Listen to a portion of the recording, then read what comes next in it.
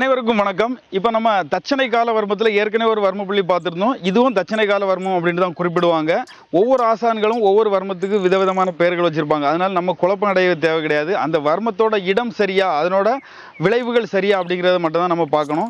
இப்போ நம்ம பார்க்கக்கூடிய தட்சணை வர்மமானது விரல் இடைவெளியில் இருக்கக்கூடியது. எந்த இடத்துல இருக்குது, அதனோட பலன்கள் என்ன அப்படின்னு பார்க்கலாம்.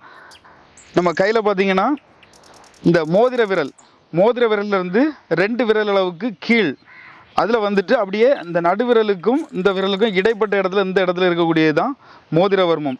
இந்த வர்மத்தை நம்ம நார்மலாக இயக்குவது என்னென்னு பார்த்தீங்கன்னா, நமக்கு இதில் உள்ள 3வது மொழியை இயக்கும்போது வாந்தி கட்டுப்படும் அப்படின்னு சொன்னோம். இது கை சார்ந்த வலிகளுக்கு முக்கியமாட்டு ஒரு நிவாரணம் கொடுக்கக்கூடியது. அதாவது கை மொழி சார்ந்தோ இல்லை கையில் எங்கேயாவது அடிபட்டிருந்தாலோ நல்ல ஒரு ஆற்றலை கொடுக்குவதற்காக இந்த வர்ம புள்ளியை இயக்கலாம். அது மட்டும் இல்லாமல் தற்காப்பு கலைக்கு அப்படின்னு பார்த்தீங்கன்னா, கைக்குள்ளே ஏதாவது ஒரு பொருளை வச்சு மூடி வச்சுருக்காங்க அப்படின்னு சொன்னால் இந்த இடத்துல, அதாவது நடுவிரலுக்கு இடைவெளியில் கை வச்சுட்டு இந்த மோதிர விரலோடு சேர்த்து அழுத்தணும் அப்படின்னு சொன்னால் கை ஓப்பன் ஆயிரும். இது ஷாக் அடிக்கிற மாதிரி ஓப்பன் ஆகும். நம்ம நினைக்கிறத விட எதிர்பாராத அளவுக்கு இப்படி அழுத்தணும்னு சொன்னாலே கை உடனே வலி நிவாரணம், அதாவது உடனே வலியை தாங்க முடியாத அளவுக்கு கையை உடனே ஓப்பன் பண்ணி விடக்கூடிய அளவுக்கு வல்லமை கொண்டது தான் இந்த வர்ம புள்ளி. மீண்டும் ஒரு அருமையான காணொலியில் சந்திப்போம். நன்றி, வணக்கம்.